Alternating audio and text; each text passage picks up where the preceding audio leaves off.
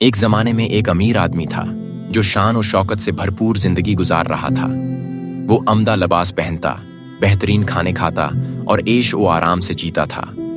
اس کے دروازے کے باہر ایک غریب فقیر جس کا نام لیزر تھا روزانہ بھوکا اور بیمار پڑا رہتا۔ لیزر کے جسم پر زخم تھے اور وہ چند روٹیوں کے ٹکڑوں کی امید میں بیٹھا رہتا جو امیر آدمی کے دسترخوان سے گرتے تھے۔ دن گزرتے گئے لیکن امیر آدمی نے کبھی لیزر کی مدد نہ کی اور اپنی دولت میں مست رہا۔ ایک دن لیزر کا انتقال ہو گیا۔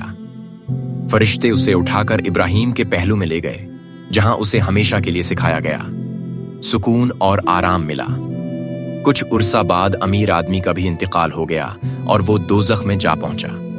دوزخ کی تکلیفوں میں مبتلا ہو کر امیر آدمی نے ابراہیم کو دور سے دیکھا اور فریاد کی، ابراہیم مجھ پر رحم کرو اور لیزر کو بھیجو کہ وہ اپنی انگلی پانی میں ڈبو کر میری زبان کو ٹھنڈک پہنچائے، کیونکہ میں اس آگ میں سخت تکلیف میں ہوں۔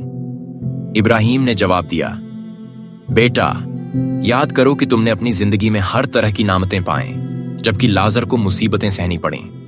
اب وہ یہاں آرام میں ہے اور تم عذاب میں ہو، اور اس کے علاوہ ہمارے اور تمہارے درمیان ایک بڑی خلیج حائل ہے جسے کوئی پار نہیں کر سکتا۔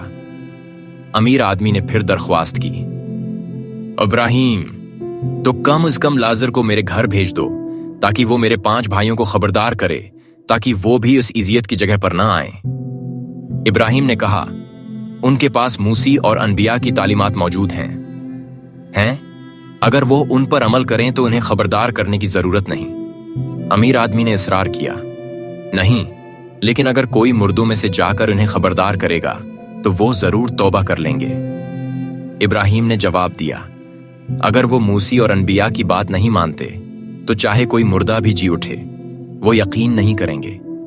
سبق: یہ کہانی ہمیں یہ سبق دیتی ہے کہ دنیا کی عیش و آرام سے زیادہ اہم نیکی، سخاوت اور غریبوں کی مدد ہے۔ دنیا میں جو کچھ ہم کرتے ہیں اس کا حساب آخرت میں ضرور ہوگا۔ ہمیں ہمیشہ نیکی اور رحم کا راستہ اختیار کرنا چاہیے۔